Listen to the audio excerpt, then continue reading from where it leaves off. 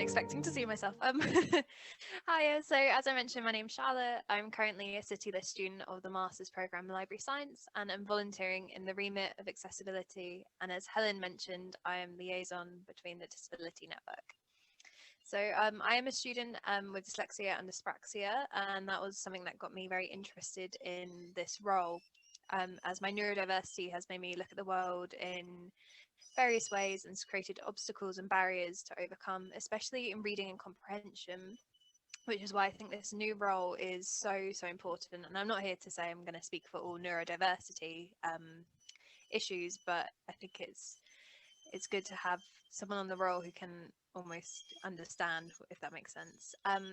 But in this new role, I have plans to begin a research project that will look into training packages for the LIST sector and how neurodivergent friendly they are, also to create events focusing on what universities can offer their students who are struggling with constructing essays and writing professionally, to how managers can further support staff who are unsure of how to ask for help, especially in email writing, which is something I've experienced in my professional work life. And to further, if there's any sort of software that can be adapted to help their staff members, if there is a communication process being happening on how work documentation can become more friendly for people who struggle. Also in this role, I'll be examining CILIP's documentation process. If there is anything CILIP London's committee can further expand on or offer in a different way that allows everyone to engage with it, such as providing transcripts for further events. As everyone knows, auto-generated subtitles are often quite wrong. As I've spoken about my plans for the role, I'll now give you just like a little background on myself. As mentioned before, I'm a master's student currently, but I do have a job lined up beginning in September as Deputy Head of Year 13 at the London Academy of Excellence in Tottenham, and will be moving up to London within the next few months, and have begun work on my end of year dissertation, which focuses primarily on how accessible theatre is within these COVID times, and if we lose anything if we document theatre, especially if it's captured live, such as the project I'm kind of focusing on, which is National Theatre's Romeo and Juliet.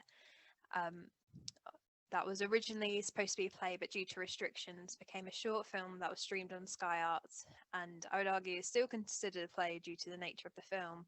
But it does open up a really interesting discussion of what we can define as theatre that is documented, and if films can be considered theatre.